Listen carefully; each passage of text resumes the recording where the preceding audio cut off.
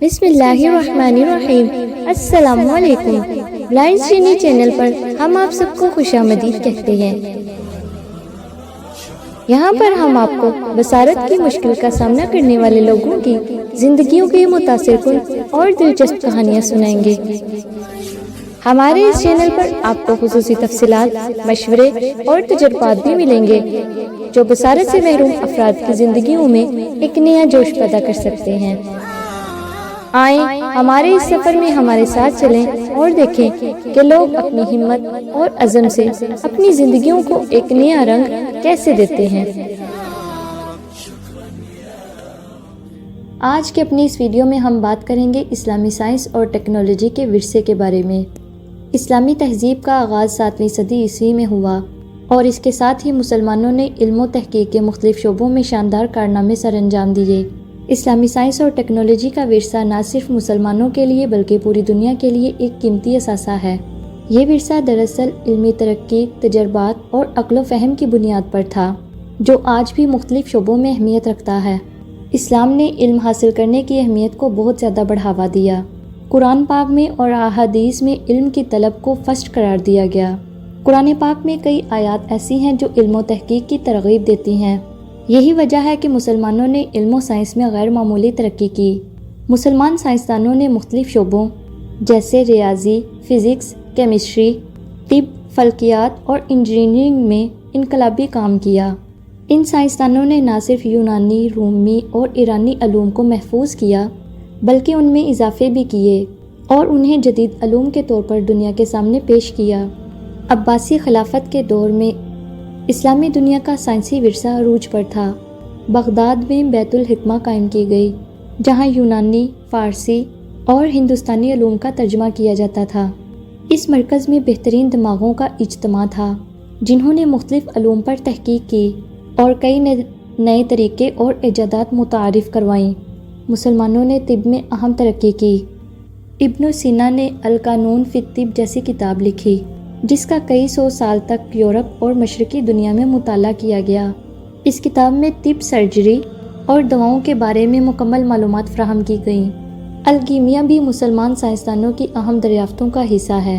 جابر بن حیان، جنہیں کیمسٹری کا بابا کہا جاتا ہے، انہوں نے کیمیا کے کئی بنیادی اصول دریافت کیے اور تجربات کے ذریعے کیمیکل رد عمل کو سمجھنے کی کوشش کی۔ مسلمان سائنسدانوں نے فلکیات اور جغرافیہ میں بھی نمایاں کام کیا۔ کئی اہم سائنسدانوں نے ستاروں اور سیاروں کی حرکت کو سمجھا اور ان کی تفصیل سے کئی نقشے تیار کیے۔ ابن بطوطہ جیسے مشہور جغرافیہ دانوں نے دنیا کے مختلف حصوں کا سفر کیا اور ان علاقوں کی جغرافیائی تفصیل فراہم کی۔ ان کی تحریروں میں کئی دور دراز کے علاقوں کی نقشہ کشی اور جغرافیائی معلومات موجود ہیں جو آج بھی قیمتی ہیں۔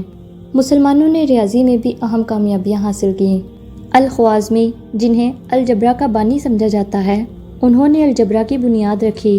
ان کے کام نے ریاضی کو ایک نیا رخ دیا اور ان کی کتاب الجبرا المقابلہ نے یورپ میں ریاضی کے علم کو متعارف کروایا۔ مسلمانوں نے انجینئرنگ اور تعمیرات میں بھی انقلابی کام کیا۔ وہ نہ صرف بڑے مقامات پر اسلامی فن کی تعمیر کی تخلیق کرتے تھے بلکہ مختلف قسم کی نہریں، پانی کے نظام اور مکانات کی تعمیر میں بھی جدید ٹیکنیکس استعمال کرتے تھے۔ ان کے کام میں مسجد الحرام کی توسیع اور آبپاشی کے نظام کی تخلیق شامل ہے۔ مسلمان سائنسدانوں کے اسلامی کام نے نہ صرف اسلامی دنیا کو فائدہ پہنچایا بلکہ یورپ اور دنیا کے کئی اور علاقوں میں بھی ان کے کام کا اثر پڑا۔ جب مسلمان دنیا میں علم و سائنس کے میدان میں ترقی کر رہے تھے میں انحطاط تھا اور اس وقت مسلمانوں کا سائنسی ورثہ یورپ میں منتقل ہوا۔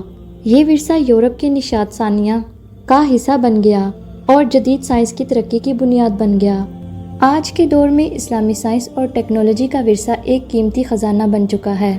مسلمان سائنسدانوں کی تحقیقات اور ایجادات آج بھی استعمال ہوتی ہیں، لیکن موجودہ دور میں مسلمانوں کو دوبارہ اپنی سائنسی اور تحقیقی بنیادوں کو استوار کرنے کی ضرورت ہے تاکہ وہ دنیا کے سائنسی میدان میں اپنی سابقہ حیثیت کو دوبارہ حاصل کر سکے۔ اسلامی سائنس اور ٹیکنالوجی کا ورثہ ایک عظیم خزانہ ہے جو دنیا کے مختلف حصوں میں آج بھی اہمیت رکھتا ہے۔ مسلمانوں کا یہ ورثہ نہ صرف علم و تحقیق کا گہرا خزانہ ہے بلکہ اس کے ذریعے انسانوں کی زندگیوں کو بہتر بنانے کے لیے متعدد کامیابیاں حاصل کی گئی ہیں۔ ہمیں اس ورثے کی قدر کرنی چاہیے اور اسے دوبارہ زندہ کرنے کے لیے کوششیں کرنی چاہیے تاکہ ہم دنیا کے سائنسی میدان میں اپنی پوزیشن کو مستحکم کر سکیں۔ اللہ تعالیٰ ہمیں اپنے علم کا صحیح استعمال کرنے کی توفیق دے اور ہمارے علم کی روشنی سے انسانیت کو فائدہ پہنچانے کی ہمت دے، آمین۔ ویڈیو دیکھنے کا شکریہ۔ اگر آپ کو ہماری ویڈیوز پسند آتی ہیں تو ہمارے چینل کو سبسکرائب کریں، ویڈیو کو شیئر کریں۔ آپ کی رائے ہمارے لیے بہت قیمتی ہے۔ کمنٹ سیکشن میں اپنی سوچ ہمارے ساتھ شیئر کریں۔